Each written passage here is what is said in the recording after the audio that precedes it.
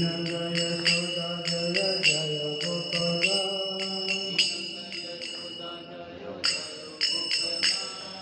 Sridhamadi Jaya Jaya Dhenu Vatsala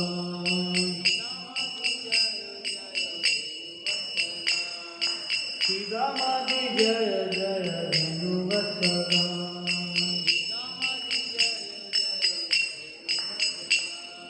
Jaya Radha Jaya Krishna Jaya Vrindavan Shri Govinda Gopinath Madana Mohan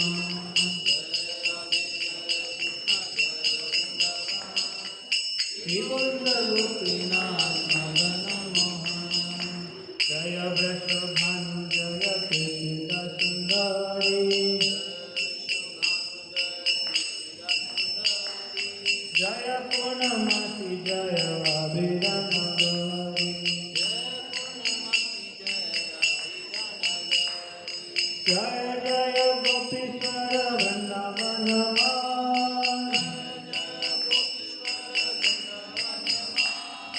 Jaya Jaya Krishna Sakha Bhakti Vijayan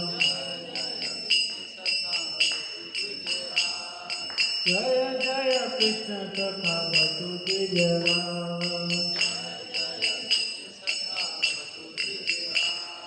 Jaya Radha Jaya Krishna Jaya Vrindavan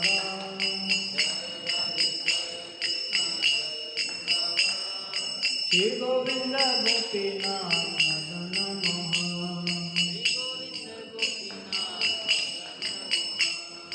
Jaya Rama Bhaja Jaya Rohini Nanda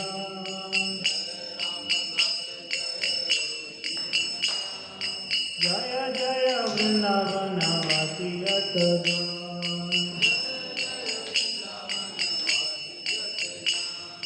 Jaya Dvijapati Jaya Naga Kanyaga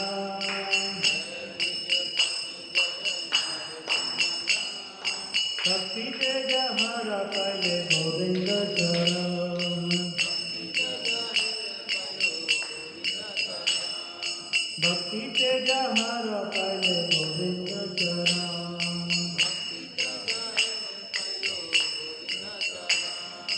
Jaya Radhe Jaya Krishna Jaya Vrindavan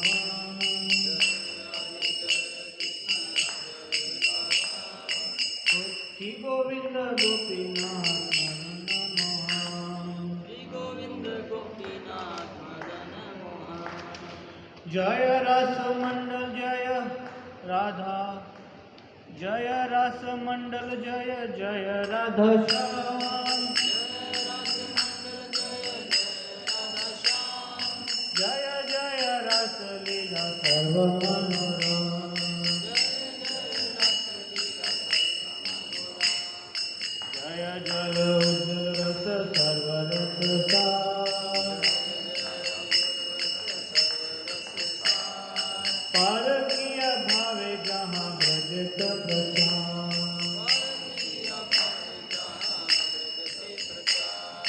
Shri जन्म पाद पद श्री जन्म पाद पद करिया स्मरण करिया स्मरण दीन कृष्ण दास कहे नाम संकीर्तन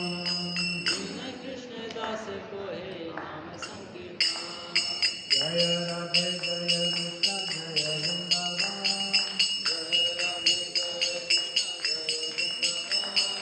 Shri Govinda Gopinath Madana Mohan Rama Banda Radha Banda Giri Govardhan Kalindi Yamuna Jaya Jaya Mahavan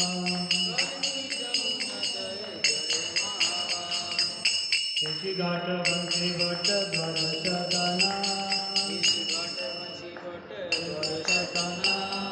Jaha Sabalila Kalati Nandanana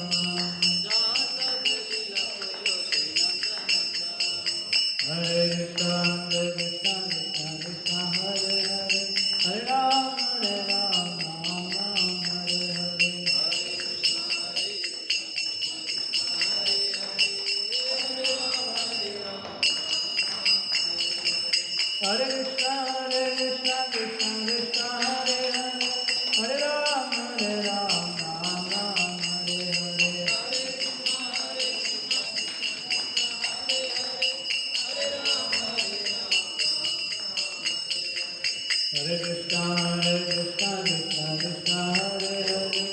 Hare Ram, Ram Ram, Hare Hare.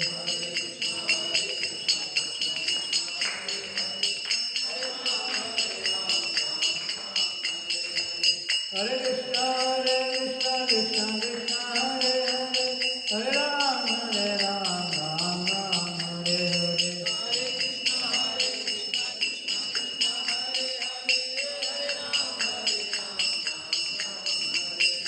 Jaya Radha Madan Gopal, Radha Madan Gopal Shri Radhe.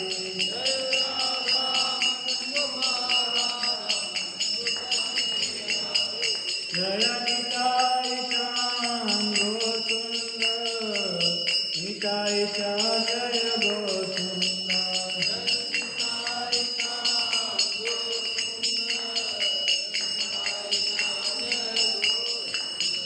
Jaya Jaya Prabhupada, Prabhupada, Prabhupada, Jaya Prabhupada.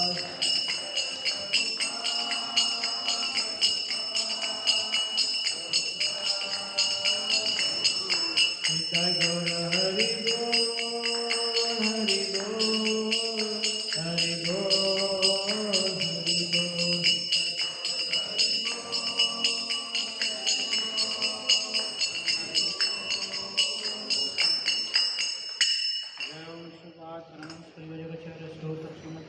Krishna कृपा मूर्ति अभय चरणारविंद भक्तिवेदांत स्वामी श्री प्रभुपाद जय विष्णुपाद परमहंस परिव्रजक स्तोत्र श्रीमद् कृष्ण कृपा मूर्ति भक्ति सिद्धांत सरस्वती महाराज प्रभुपाद की आचार्य हरिदास ठाकुर की जय।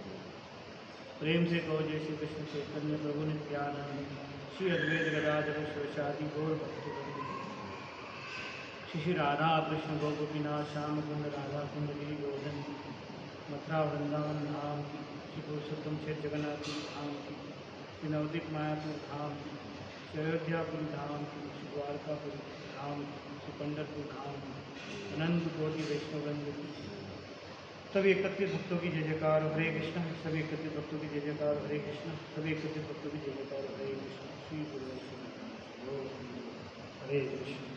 ओम नमो भगवते वासुदेवाय। ओम नमो भगवते वासुदेवाय। ओम नमो भगवते वासुदेवाय। नारायणं नमस्कृत्यं नरं चैव नरोत्तमं देवीं सरस्वतीं व्यासं ततो जयमुदीरये। नमस्तप्रायेषु भद्रेषु नित्यं भागवत सेवया भागवतं तमाश्लोके भक्तिर्भवति नैष्टिकी। कृष्णाय वासुदेवाय देवकीनन्दनाय च नन्दगोपकुमाराय गोविन्दाय नमो नमः। हरे कृष्णा। आप सभी भक्तों का बहुत बहुत स्वागत है। तो सभी वैष्णवों से आशीर्वाद की आशा करता हूँ कि वो मुझे आशीर्वाद दें ताकि हम ये नाग तत्वों की प्रार्थना है इसके ऊपर हम चर्चा कर सकें। सबसे पहले तो ये जो हमने भजन गाया है इसका अनुवाद जल्दी जल्दी मैं रीड कर देता हूँ। ये भजन ऐसा है कि वृंदावन धाम का दर्शन हम घर बैठे इस भजन को गाते कर सकते हैं। तो पहला इसका जो था उसमें राधा कृष्ण तथा वृंदावन धाम की जय हो। श्री गोविंद गोपीनाथ तथा मदन मोहन वृंदावन के 3 अधिष्ठाता विग्रहों की जय। ना तो हम जाते ना गोविंद जी गोपीनाथ जी मदन मोहन उनका दर्शन करते। श्याम कुंड राधा कुंड गिरी गोवर्धन तथा यमुना की जय। कृष्ण बलराम और बाल्य क्रीड़ा स्थल महावन की जय। ये सब जगह अपन दर्शन करने जाते हैं कार्तिक में। जहाँ कृष्ण के केसी राक्षस का वध किया उसी केसी घाट की जय। जहाँ कृष्ण ने अपनी मुरली से सब गोपियों को आकर्षित किया था उसी बंसीवट की जय। ब्रज के 12 वनों की जय। जहाँ आनंद नंदन श्री कृष्ण ने सब लीलाएं की सारे वनों की जय। कृष्ण के दिव्य माता पिता नंद यशोदा की जय। राधा रानी और आनंद मंजरी के बड़े भाई श्री दामा सहित सब गोप बालों की जय। ब्रज के सब गाय बछड़ों की जय। राधा जी के दिव्य माता पिता ब्रज भानु और कीर्तिदा की जय। सांदीपति मुनि की माँ मधुमंगल व नंदमुखी की दादी एवं देवर्षि नारद की प्रिय शिष्या पूर्णिमासी की जय। पूर्णिमासी ब्रज की सभी गोपिकाओं की जय हो। पवित्र धाम के संरक्षण निवास करने वाले गोपीश्वर, है ना। धाम को रक्षा प्रदान कौन करते हैं? गोपीश्वर महादेव, उनकी जय हो। कृष्ण के ब्राह्मण सखा मधुमंडल की जय हो। जहाँ बलराम जी ने रास रचाया था उस राम घाट की जय हो। रोहिणी नंदन बलराम जी की जय हो। सब वृंदावन वासियों की जय हो। गर्वीले याज्ञिक ब्राह्मणों की पत्नियों की जय हो। कालिया नाग की पत्नियों की जय हो। ये भजन इसलिए गाया कि इसमें कालिया नाग की पत्नी का वर्णन किया है। कालिया नाग की पत्नियों की जय हो, कि उनकी भी जय बोल रहे थे, वो भक्त थे। श्री रास मंडल की जय हो। राधा और श्याम की जय हो। कृष्ण की लीलाओं में सबसे मनोरम रास लीला की जय हो। समस्त रसों के सार स्वरूप माधुर्य रस की जय हो। भगवान कृष्ण ने पारकीय भाव में जिसका प्रचार ब्रज में किया। नित्यानंद प्रभु की संगनी सी जानवा देवी के चरणों का स्मरण कर रहा है दीन कृष्ण, दीनहीन कृष्णदास नाम संकीर्तन कर हरे कृष्ण। ये भजन का अर्थ था। आज श्लोक संख्या है 10.16.49।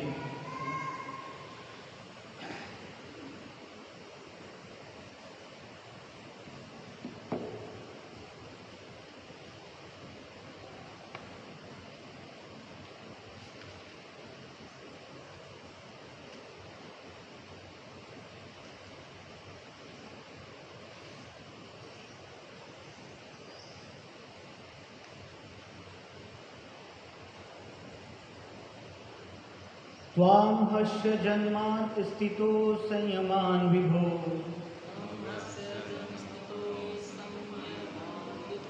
त्वां हस्य जन्म स्थितः संयमान् विभो।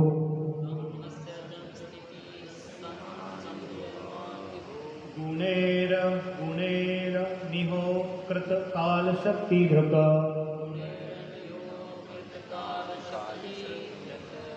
गुणेर निहो अकृत काल शक्तिधृक।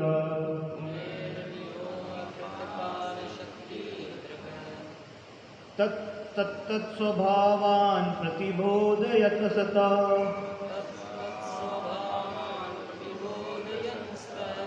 तत्तत्स्वभावान् प्रतिबोधयन् सता। समीक्षमाहो समीक्षयामोघविहारयसे। त्वं हास्य जन्म स्थित संयमान विभो।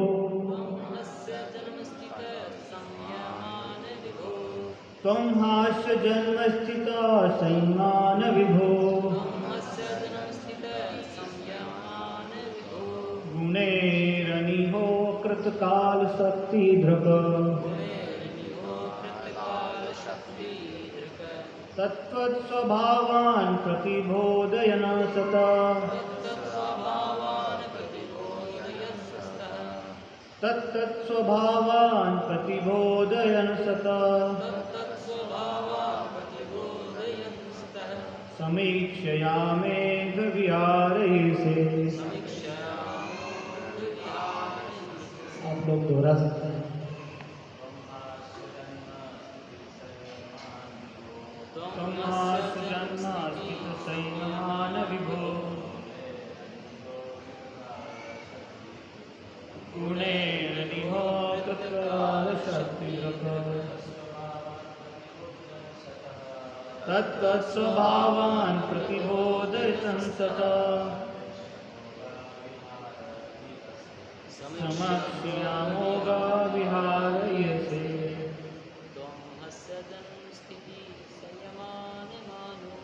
त्वमस्य जन्म स्थित संयमान विभो। गुणैर्विभो तत्काल शक्तिधृक। तत्तत्स्वभावान् प्रतिबोधयन् सता। तत्तत्स्वभावान् प्रतिबोधयन् सता। समीक्षामोघविहारयसे।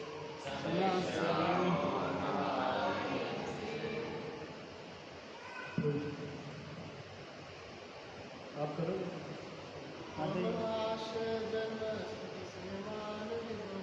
त्वं हास्य जन्म स्थित संयमान विभो।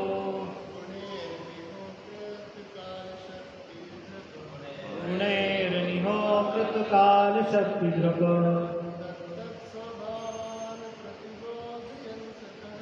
तत्तत्स्वभावान् प्रतिबोधयन् सदा समीक्षयामोघविहारे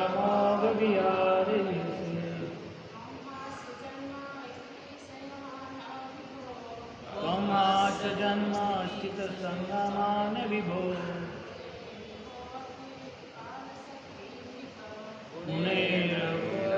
कालशक्तिग्रह तत्तत्स्वभावान् प्रतिबोधयन् सदा समीक्षया बोधविहारे। राधामधुपाल भगवान की जय। इसका अनुवाद और संधि विच्छेद। त्वम आप दोहरा सकते हैं, त्वम आप, ई निसंदेह, अश इस ब्रह्मांड के जन्म स्थिति संयमान सृजन पालन तथा संहार विभो हे सर्वशक्तिमान गुणे प्रकृति के गुणों द्वारा अनीय किसी भी भौतिक प्रयास में निहित न होते हुए भी अकृत अनादि काल शक्ति काल की शक्ति धृक धारण करने वाले तत्त प्रत्येक गुण के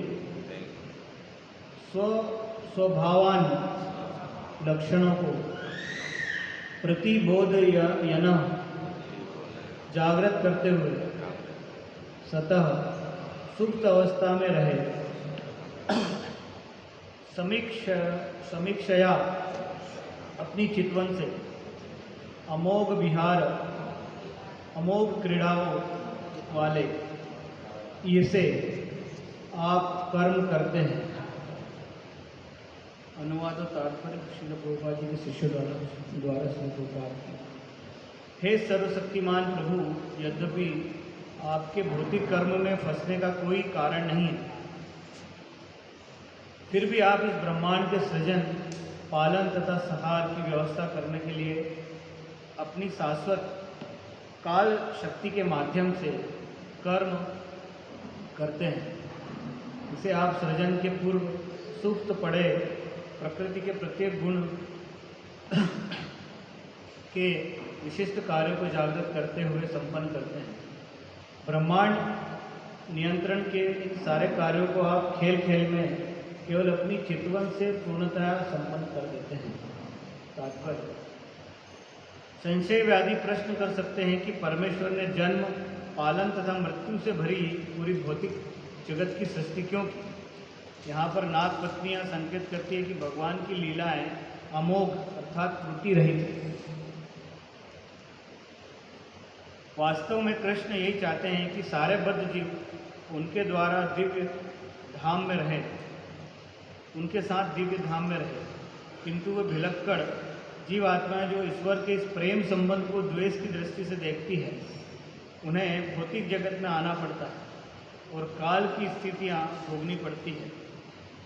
भाग्यशाली बद्ध जीवों को भगवान के प्रिय सेवकों के रूप में अपने वास्तविक पद का स्मरण कराकर सतर्क कर दिया जाता है, तो भगवान उनके हृदय के भीतर से उन्हें भगवत धाम वापस आने के लिए प्रोत्साहित करते हैं, जहाँ काल अनुपस्थित रहता है, जहाँ दृश्य जगत के सृजन तथा संहार जैसे विचलित करने वाले नाटकीय कृत्य शाश्वत एवं आनंदमय जगत द्वारा पछाड़ दिए जाते हैं। ओम अज्ञानं निरालस्य ज्ञानाञ्जनशलाकया चक्षुरुन्मिलितं येन तस्मै श्रीगुरवे नमः।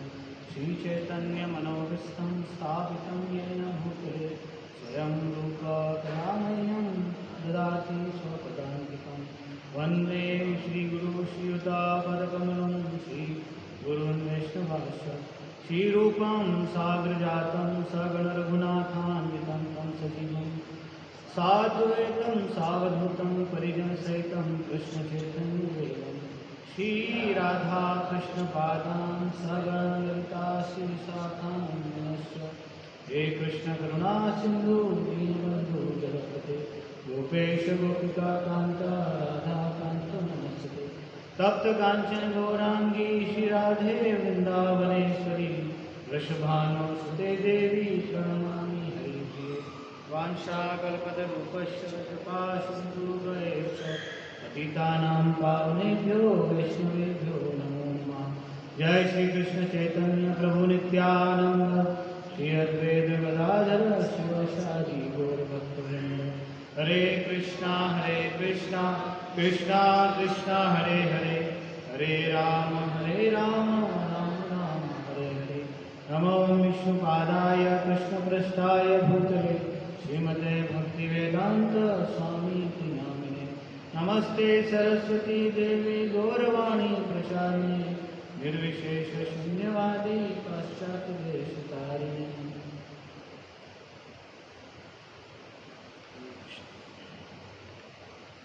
यहाँ पर बहुत बढ़िया प्रसंग चल रहा है।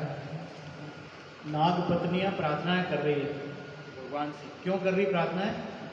कालिया को बचाने के लिए।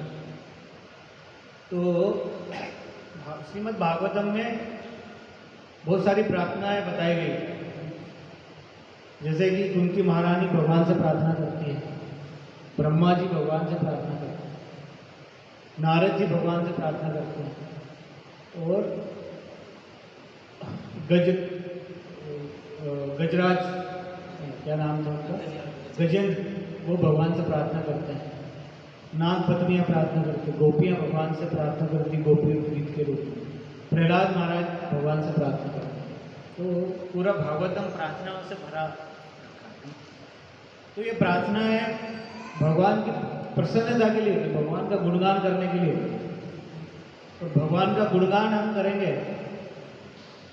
तो हमारे अंदर के जो कलमश है, हमारे अंदर का जो अहंकार है, हमारे अंदर का क्रोध है, वो समाप्त होता है।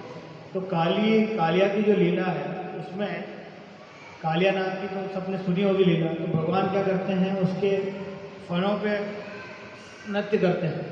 तो बताते हैं उसके 1000 फन, और 1000 में से 100 उसके प्रमुख फन। तो आजकल तो लोग नृत्य करने के लिए अलग अलग डेकोरेशन करते हैं, डीजे लगाते हैं। तो वहाँ पर अगर भगवान ने स्टेज क्या बनाया, कालिया के फन। तो ये खाली भगवान ही कर सकते हैं। तो भगवान की जो लीला है वो अपरंपार होती है। तो हम लोग तो क्या करते हैं, व्यवस्था करते हैं, है ना, भौतिक लोग डीजे लगा के डांस करते हैं। तो भगवान ने वहाँ पर कालिया के फन पर नृत्य किया, और सारे जो देवतागण थे वो म्यूजिक बजा रहे थे, सारे गंधर्व थे वो बजा रहे थे, गा रहे थे, और भगवान उस पर नृत्य कर रहे थे उसके फन पर। तो जो नाग पत्नियां हैं, नाग पत्नियां लगभग शुरू के 5 श्लोक में ये बताती है कि भगवान आप जो कर रहे हो ना, इसको जो आप कुचल रहे हो, इसके सही कर रहे हो, इसका ध्यान। तो भगवान की प्रसन्नता करके बोलती है आपने इसको सही करा, कि इसी लायक। उसके बाद में जो 15 श्लोक आते हैं उसमें नाग पत्नियां भगवान की प्रशंसा करती है कि आप कितने महान हैं, आपने पूरा सृष्टि का रचना करी है, हर जीव के हृदय में आप विराजमान हो, ठीक है। और बोलते हैं कि आपने अपने चरणों की जो चरण इसके सिर में लगाया है, ऐसे तो मतलब बड़े बड़े भक्तों को भी नहीं मिलता है, तो आपने कितनी कृपा करी है। तो इस टाइप की प्रार्थनाएं नाग कन्याएं करती है। और उसके बाद में जो अंतिम 5 श्लोक है उसमें वो अपने बारे में और उसके बारे में बताती है, कालिया के बारे में। उसके बाद में फिर क्या करता है, कालिया प्रार्थना करता है। तो शुरुआत में जब भगवान उसका मर्दन कर रहे थे, उसका जहर निकाल रहे थे, तो सबसे पहले तो क्या करा भगवान ने, उसका जहर निकाला, ठीक है। फिर उसका अहंकार, उसका क्रोध, उसका मोह, ये सब निकालने के बाद में खून निकलने लग गया उसका। और उसके बाद में कालिया क्या हुआ, शरणागत। भगवान जब उसको लगा कि यही है ना परम पुरुषोत्तम भगवान है, तो इन सब मतलब पार पाना मुश्किल है, तो वो क्या होता है, शरणागति को प्राप्त करता, भगवान के शरण में चला जाता है। तो जब नाग पत्नियाँ ये चीज़ देखती, पहले तो वो बचाती नहीं है उसको, पहले वो भगवान को ये बोलती कि भगवान अच्छा कर रहे हो, बहुत क्रोध है इसका, आपने बहुत अच्छा करा है उसको। तो एक्चुअली जैसे ही भगवान कृष्ण उसमें कूदते हैं उसके ऊपर, तो नाग पत्नियाँ क्योंकि भक्त है भगवान की, वो खुश हो जाती है कि कितना अच्छा है कि परम पुरुषोत्तम भगवान हमारे यहाँ पर आए हैं, हम इनकी प्रशंसा करेंगे, इनकी पूजा करेंगे, इनकी आरती करेंगे। पर वो जब देखते हैं कि कालिया द्वेष के कारण उन पर अटैक कर देता है, तो जो नाग पत्नियाँ हैं वो दूर चली जाती है। और दूर जाने के बाद वो फिर देखती है कि अब देखते क्या होता है। तो वो जब तक प्रार्थना नहीं, जब तक बचाने के लिए नहीं आती है, तब तक कि वो भगवान को पूर्ण शरणागत नहीं हो जाती। तो इसमें आचार्य और अलग अलग भक्त बताते हैं कि जब तक कि हमारे अंदर अहंकार है, क्रोध है, मोह है, क्रोध मोह है और फाल्स ईगो है, तब तक हम भगवान की शरण प्राप्त नहीं कर सकते। तो वो निकलने के बाद ही हम भगवान को की शरणागति प्राप्त कर सकते हैं और भगवान की हम सेवा कर सकते हैं। तो यहाँ पर आचार्य बताते हैं कि जो नाग पत्नियाँ हैं वो पहले बचाने नहीं आई उसकी, जब तक उसके अंदर जहर था। तो ऐसा बताता है कि जो नाग की योनि है, जो सांप की योनि है, उन लोगों को मिलती है जिनका स्वभाव क्रोध वाला होता है और जो दूसरों से ईर्ष्या ज़्यादा करता है। ऐसे लोगों को अगले जन्म में सांप की योनि, नाग की योनि मिलती है। तो नाग पत्नियाँ यहाँ पर प्रार्थना कर रही है कि आपने इस निम्न कुल में, नाग योनि में होने के बावजूद भी आपने कितनी कृपा करी, कालिया के ऊपर आपने कितनी कृपा करी कि बड़े बड़े भक्त, स्वयं लक्ष्मी माता भी नारायण को छोड़कर वृंदावन आ जाती है आपके शरण और चरण कमलों की धूली के लिए। उनको भी आपकी चरण कमलों की धूली अभी तक नहीं मिली है, अभी भी लक्ष्मी जी तपस्या करती है। कौन सा वन है वो, जहाँ पे वृंदावन में एक वन है ना, जहाँ पे लक्ष्मी जी तपस्या करती है, हाँ, महावन नहीं, तपोवन है कोई और। तो लक्ष्मी जी भगवान की चरण धूली प्राप्त करने के लिए नारायण को छोड़ के यहाँ पर आए। तो यहाँ पर नाग पत्नियाँ बताती कि इतने बड़े बड़े जो भक्त हैं, इतने बड़े बड़े ऋषि मुनि, उनको भी आपके चरण धूली नहीं मिलती, पर आपने स्वयं अपने चरणों को कालिया के सर पर रखा है, तो आप कितने दयालु हैं। तो एक चीज़ और बता, नाग कन्याएं बोलती कि आप ना किसी के ऊपर भेदभाव नहीं करते, भगवान किसी जीव से भेदभाव नहीं करते, समभाव में रहते हैं। हम देखते हैं कि प्रहलाद महाराज भी जो प्रार्थना करते हैं, तो प्रहलाद महाराज जी बोलते हैं कि जो जिनके अंदर समभाव है, सबके प्रति समान भाव जो रखते हैं, वही भगवान की भक्ति में आगे बढ़ सकते हैं, है ना। अगर जो भेदभाव करते हैं उनको भगवान की भक्ति प्राप्त आसानी से नहीं होती। तो हम देखते हैं कि भगवान समभाव कैसे रखते हैं। जैसे हम वराह देव की लीला में हम देखते हैं, जब वराह देव धरती को लेके बाहर आ रहे थे, तो उस टाइम धरती और वराह देव की एक संतान उत्पन्न हुई। क्या नाम था उनका? नरकासुर। नरकासुर। पर वो क्या था, उसकी संगति असुरों के साथ हुई, है ना, तो वो असुर टाइप का हो गया था नरकासुर। तो जब कहने को तो हम बोल सकते हैं कि भगवान की स्वयं की संतान थी, और भगवान स्वयं फिर उसका वध करते हैं, है ना। तो भगवान किसी के साथ भेदभाव नहीं करते। ऐसे कलयुग की बात करें तो एक रानी हुई है, रानी अहिल्या, इंदौर की। तो अहिल्या देवी ने भी अपने बेटे को हाथी के पांव के नीचे कुचलवा दिया था, क्योंकि उसने कुकृत्य किया था। तो कलयुग में भी ऐसे लोग, तो समभाव, अगर कोई पापी है तो उसको वैसी सजा मिलनी चाहिए, है ना। ऐसा नहीं कि चलो मेरा राजा का बेटा है तो उसको छोड़ दिया है। तो अहिल्या देवी की लोग पूजा करते हैं, क्यों? क्योंकि उन्होंने अपने बेटे को भी हाथी से कुचलवा दिया था और खुद फिर रानी बनी थी। वो उनके जो हस्बैंड थे वो भी जल्दी एक्सपायर हो गए। और हम देखते हैं कि आज के जो प्राचीन जितने भी मंदिर, बनारस से लेके वृंदावन से लेके कई मंदिरों में हमने निर्माण अपने राज्य में उस टाइम करवाया था, भक्त भी थे। तो इसलिए भगवान सभी के ऊपर संभाव रखते हैं।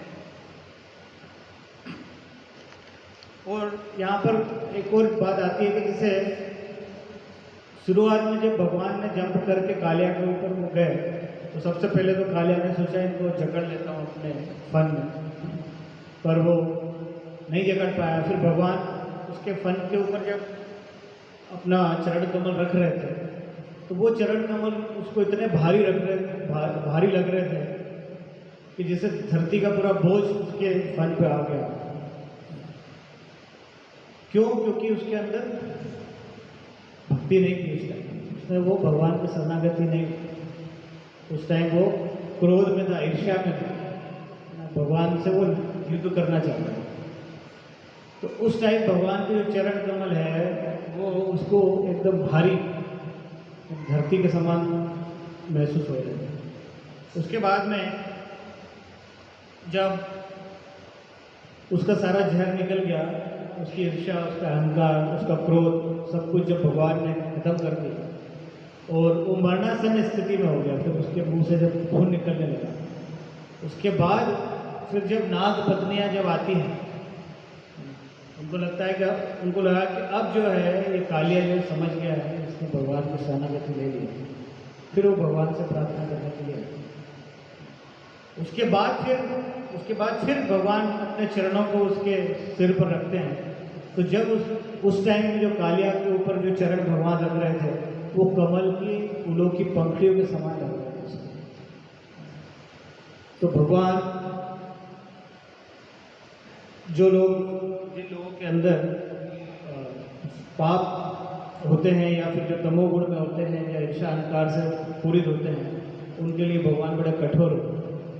पर जो भगवान की शरणागति चला जाता है, ठीक है, फिर भगवान के जो चरण कमल है वही कैसे हो गए, कमल के फूलों के समान कोमल हो गए।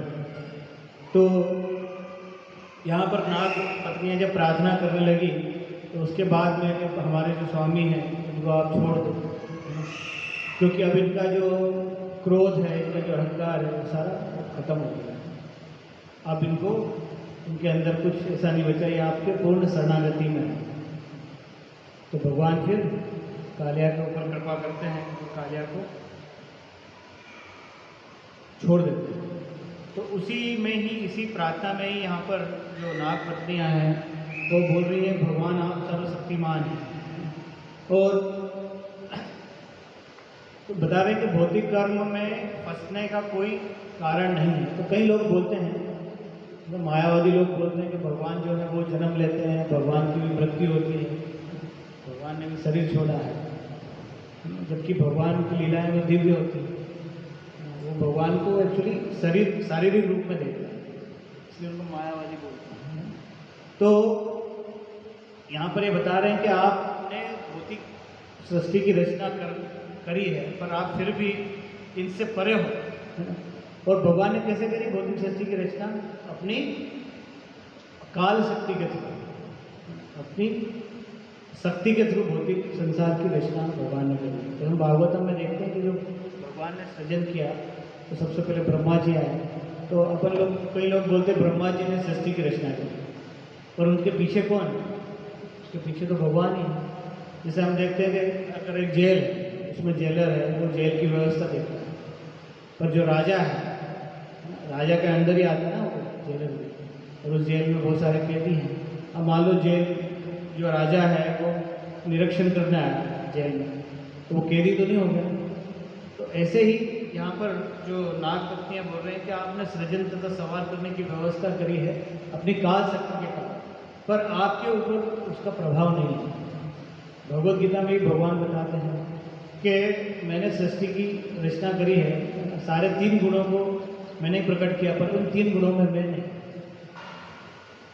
सब मुझसे ही है, पर 3 गुणों में मैं नहीं। तो भगवान जब महातत्व के ऊपर दृष्टिपात करते हैं तब सारे तत्व उत्पन्न होते हैं, रजोगुण सत्वगुण उत्पन्न होते हैं, स्वाद उत्पन्न होता है, वायु उत्पन्न होती है, ध्वनि उत्पन्न होती है ना। उसके बाद ये ब्रह्मा जी फिर सृष्टि की ओर उनके निर्देश पर रचना करते हैं। तो यहाँ पर ये प्रार्थनाएं कर रही है कि आपने ही पूरे संसार की इसकी रचना करी है, पर आप इस, और फिर यहाँ पे अनुवाद में बताते हैं कि बद्ध जीव जो है भौतिक जगत की सृष्टि की है। यहाँ नागपत्तियाँ संकेत करती कि भगवान की लीलाएं अमोघ है, अर्थात त्रुटि रहित है।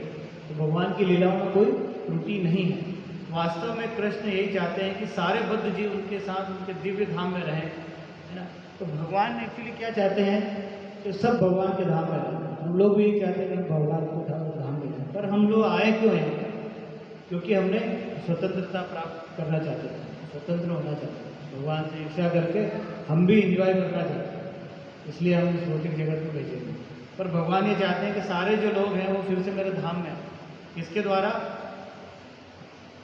कि वो भुलक्कड़ जीवात्मा जो ईश्वर के इस प्रेम संबंध को द्वेष की दृष्टि से देखती है ना, तो उन्हें भौतिक जगत में जाना पड़ता है और काल की स्थितियाँ भोगनी पड़ती है। ऐसी जीवात्मा है जो भगवान से द्वेष करके यहाँ पर आई है, तो फिर काल का जो प्रभाव है उसके द्वारा वो प्रभावित होती है और इस भौतिक जगत में वो पढ़ते हैं, जन्म मृत्यु के चक्कर में पढ़ते हैं, फिर जन्म लेते हैं, फिर मृत्यु होती है, फिर जन्म लेते हैं। और यहाँ पर बता रहे हैं कि जो आपकी लीला है कि भगवान भाग्यशाली बद्ध जीव को भगवान के प्रिय सेवकों के रूप में अपने वास्तविक पद का स्मरण करा कर सतर्क कर दिया जाता है, तो भगवान उनके हृदय के भीतर उन्हें भगवत धाम वापस आने के लिए प्रोत्साहित करते हैं। जहाँ पर काल अनुपस्थित रहता है और जहाँ दृश्य जगत के सृजन तथा सार जैसे विचलित करने वाले नाटकीय, तो ये बता रहे हैं अनुवाद में कि जो यहाँ पे संहार और सृजन होता है, ऐसे नाटकीय कृत्य भगवान के धाम में नहीं होते, शाश्वत है। वहाँ पर सब हमेशा आनंद में रहते हैं, वहाँ पे कोई मृत्यु नहीं होती, कोई बुढ़ापा नहीं आता, कोई काल का प्रभाव है ही नहीं। तो उसके प्रति भगवान प्रेरित करते हैं। तो दूसरा नागपत्तियाँ बोल रही है कि यहाँ पर आपने जितने भी ब्रह्मांड को प्रकट किया वो खेल खेल में प्रकट कर दिया। तो यहाँ पर सनातन गोस्वामी भी इस लीला के बारे में वर्णन करते हैं। बृहद भागवत अमृत पुराण करके एक ग्रंथ है, उसमें सनातन गोस्वामी जो कालिया की लीला है उसका पूरा वर्णन करते हैं कि भगवान के धाम में ये लीला कैसे होती है। तो भगवान के धाम में बताते हैं कि भगवान के धाम में जैसे यहाँ पर भी जो भगवान ने लीला करी वो भी एक खेल के समान, भगवान खेल ही रहते कालिया से। पर भगवान के धाम में जो लीला भगवान करते हैं तो वो कालिया को अपना वाहन टाइप का बना लेते हैं और सारे गोप गोपियों को उसमें बिठा लेते हैं। और जो नाग पत्नियाँ हैं उनका जो उत्तरीय वस्त्र होता है उसको लेके उसको मुंह से उसको नाथ बना देते हैं। आप हम देखते हैं ना घोड़े और बैल की जो नाथ होती है वो बना लेते हैं और वो नाथ बना के फिर उसको कालिया को पूरे उसको घुमाते हैं। सारे भक्तों को और जितने गोपियाँ हैं बाल सखा है उनको सबको वो इस लीला को तो यहाँ पे सनातन गोस्वामी बताते हैं कि इस तरीके से वो विहार कराते हैं। यहाँ पे गोलोक धाम वृंदावन में जो कालिया लीला है वो इस टाइप से होता है। तो बड़ी मनोरम दृश्य होता है और ये लीला होती है जिसमें भगवान उनको अपने सखाओं को इसका आनंद प्रदान करवा देते हैं। तो यहाँ पर कई लोग ऐसे प्रश्न कर सकते हैं कि भगवान जो है भौतिक जगत का निर्माण करते हैं, है ना। तो भौतिक जगत का निर्माण करने के अलावा अगर वो इतने सारे गुण बनाते हैं तो उन गुणों का प्रभाव उनके ऊपर क्यों नहीं होता? कई सारे मायावादी लोग ये करते हैं। तो इसका एग्जाम्पल हम समझ सकते हैं कि कमल है, कमल कहाँ रहता है? कीचड़ है ना।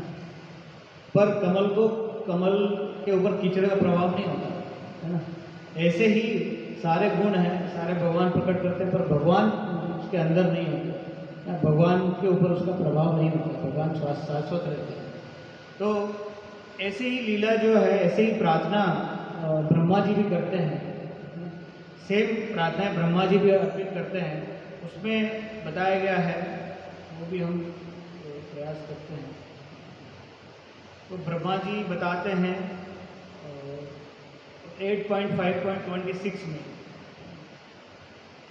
अक्रिय सत्यमान माघा ग्रहाशम निष्पत मनोहम वचनाम निकटम नमामि देवरम वरेण्यम। यहाँ पे ब्रह्मा जी बोलते हैं कि हे परमेश्वर, हे अभिकारी, असीम परम सत्य सर्वव्यापी होने के कारण आप प्रत्येक के हृदय में और परमाणु में, भौतिक परमाणु में भी आप व्याप्त हैं। 5.8.26। तो यहाँ पर ब्रह्मा जी भी बहुत अच्छी प्रार्थनाएं यहाँ पर अर्पित कर रहे हैं। तो एक बार हम उसको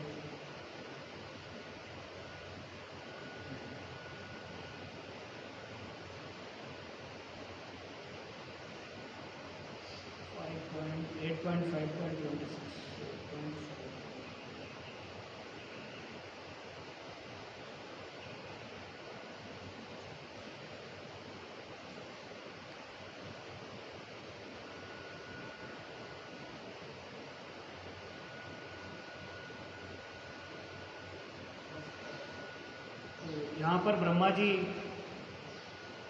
बोल रहे हैं कि हे परमेश्वर, आप अभिकारी, असीम, परम सत्य, आप हर वस्तु के उद्गम हैं।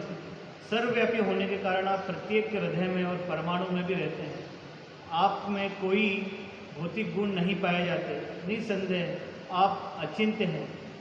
मन आपको कल्पना से ग्रहण कर सकता है और शब्द आपका वर्णन करने में असमर्थ है। आप सबके परम स्वामी हैं, अतएव आप हर एक के आराध्य हैं। हम आपको सादर नमस्कार करते हैं। तो ब्रह्मा जी ये प्रार्थना करते हैं। तो आगे इसमें बताया कि भगवान कोई भौतिक दृष्टि की वस्तु, भौतिक सृष्टि की वस्तु नहीं है। प्रत्येक भौतिक वस्तु एक दूसरे रूप में बदलती रहती है। उदाहरण, मिट्टी जो है, मिट्टी से मिट्टी का पात्र बनेगा, मिट्टी के पात्र से पुनः मिट्टी बनती है। हमारी सारी सृष्टियाँ अक्षय व अस्थायी है, किंतु भगवान शाश्वत है। इस प्रकार जो जीव भगवान के अंश हैं वो भी शाश्वत है। ममे वांसो जीवे लोके जीव बुद्ध सनातना, है ना। मना शस्त्राणी इंद्राणी प्रकृति स्थानी कर्षति। तो भगवान सनातन है या शाश्वत है और जीव भी सनातन है। अंतर इतना है कि कृष्ण अथवा भगवान परम सनातन है और जो सूक्ष्म जीव है वो अंश रूप सनातन है। जैसा कि श्रीमद् भगवद गीता 13.1 में कहा गया है, क्षेत्रम चापी माँ बुद्धि सर्व क्षेत्रेषु भारत।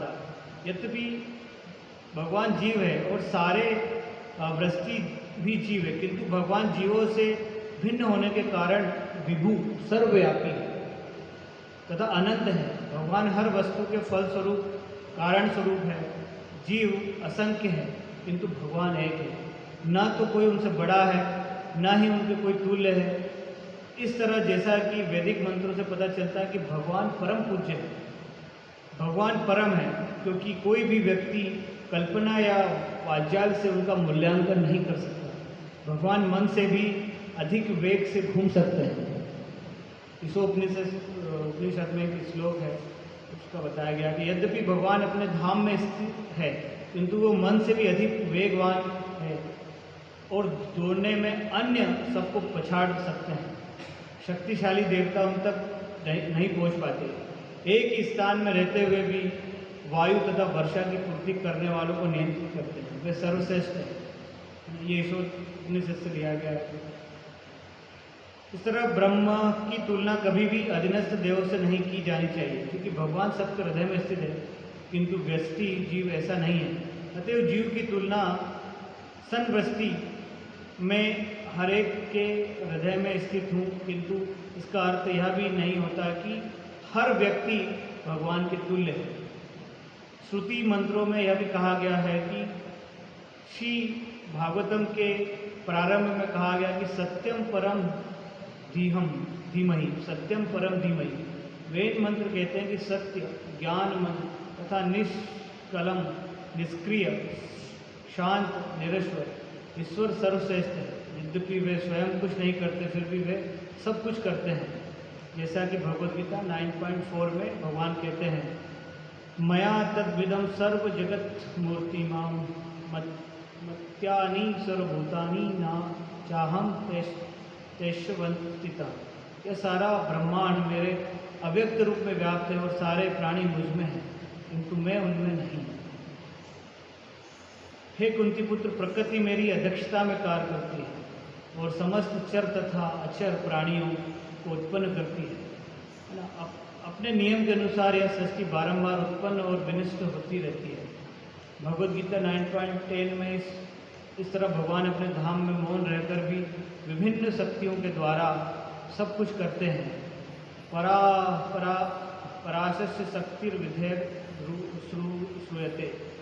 बाह्य द्वारा उच्चरित सारे वैदिक मंत्रों या श्रुति मंत्र इस श्लोक में आए हैं, क्योंकि ब्रह्मा तथा उनके अनुयायी जो ब्रह्म संप्रदाय के हैं भगवान को परम पद्धति से जानते हैं। हमें अपने पूर्वगामियों वचनों से ज्ञान प्राप्त करना होता है।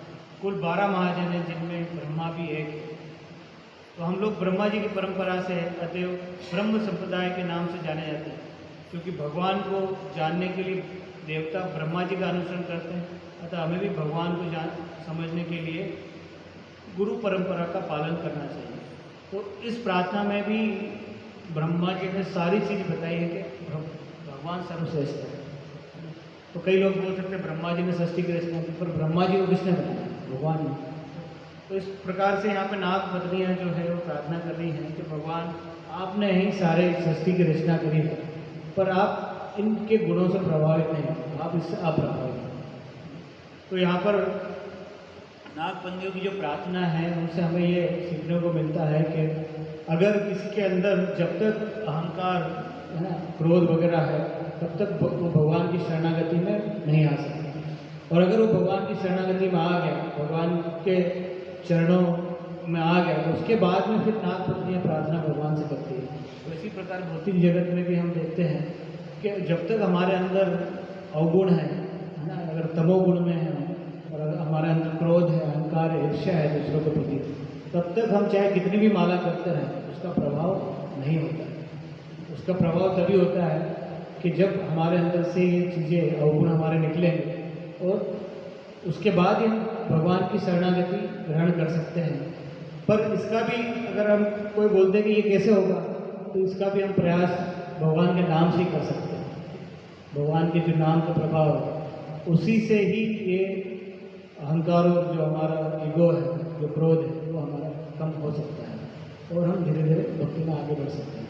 तो यहाँ पर जो कालिया है, कालिया को भगवान ने कितना बड़ा पद प्राप्त करवाया कि उसके स्वयं भगवान ने अपने चरण कमलों को उसके सिर पर, जिसके लिए बड़े बड़े देवी देवता स्वयं लक्ष्मी जी भी उसको प्राप्त नहीं कर पाते है ना। तो यहाँ पे देखते हैं कि अगर कोई हमारे घर में भी अगर कोई भक्त है तो उससे भी हमारा उद्धार हो सकता है। तो यहाँ पे नागपत्नियों की वजह से भगवान ने उसको छोड़ दिया, क्योंकि नागपत्नियाँ पहले से ही एक्चुअली भक्त थी, और वो इतना समझाने के बाद में भी कालिया को समझा नहीं पाई। तो जब भगवान ने छलांग लगाई तो नागपत्नी बोला अच्छा रहा इसका, अब सुधरेगा। तो जब भगवान उसको अपने चरण से उसको कुचल रहे थे तो वो खुश हो रही थी कि इसका जो है ना अभी भी गया नहीं उनका ईर्ष्या। फिर जब उनको लगा कि अब तो इसका पूरा अहंकार ईर्ष्या भगवान ने निकाल दिया है, अब इसको समझ में आ गया कि परम पुरुषोत्तम भगवान कृष्ण है और उनके चरणों को इसमें उनका ध्यान कर रहा है, तो फिर वो प्रार्थनाएं करती है और वो बचाने के लिए भगवान को बोलती है। ठीक है, तो आज के लिए हमें अगर कोई आपका जिज्ञासा है, अगर कोई बताना चाहते हैं तो आप बता सकते हैं। हरे कृष्ण। हरे कृष्ण। ग्रंथराज भागवतम की हरे Krishna. Grace Padam Nandu Ji की